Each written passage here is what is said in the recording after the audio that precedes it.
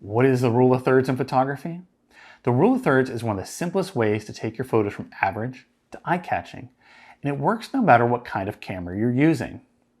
Imagine a tic-tac-toe grid laid over your photo, 2 lines across and 2 lines down, dividing your frame into 9 equal parts.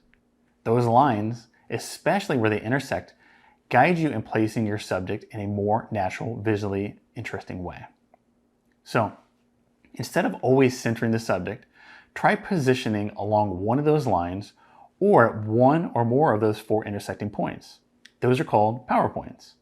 And that's where the human eye naturally focuses first. Take this photo for example. If the couple were centered, the image might still be nice, but it would also block a lot of the cruise ship behind them.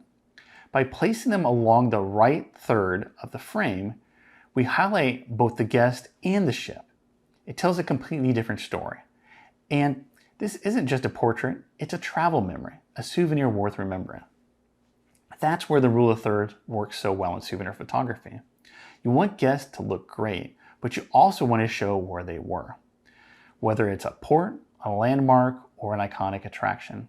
The rule of thirds helps your photos feel intentional without overthinking it. It adds movement, balance, and storytelling, especially in fast-paced environments where you only get 1 or 2 chances to frame it right. Want to get more quick tips like this and make your photography instantly better? Click the link in the description to explore our full photography glossary.